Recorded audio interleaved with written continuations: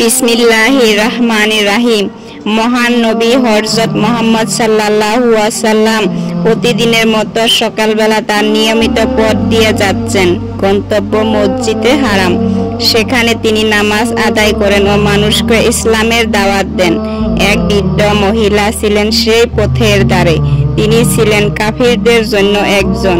নবীজিকে তিনি একেবারে পছন্দ করতেন না, কেননা তিনি জানতেন নবীজি মানুষকে এক আল্লাহর দাওয়াত দেন যা তাদের পুরনো ধর্ম বিশ্বাসে আঘাত করে।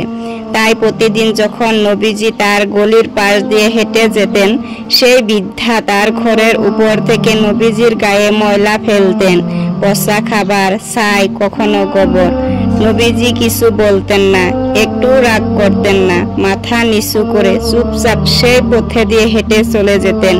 এমনকি ঘটত দিনের পর দিন।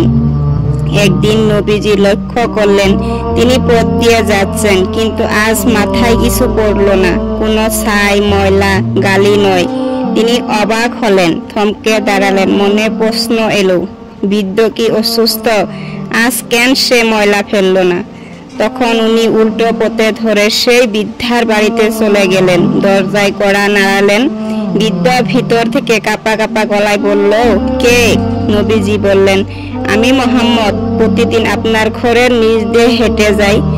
আজ আপনি ময়লা ফেলেননি, তাই ভাবলাম আপনি ভালো আছেন না কি দেখতে এসেছি। বৃদ্ধ অবাক, চোখ দিয়ে টপ টপ করে অশ্রু ঝরছে। সে ভাবতেই পারেনি যাকে সে প্রতিদিন অপমান করত, সেই মানুষটি তার খোঁজ নিতে আসতে পারে। সে বলল, তুমি কি সত্যি একজন মহা মানুষ? আমি আজ অসুস্থ, স্বাস্থ্য চাই, কিন্তু তুমি রাগ করোনি, কখনো তুমি তো সত্যের পথে আছো। সেই দিন সেই বৃদ্ধা কলিমা পাঠ করে কবুল করলো।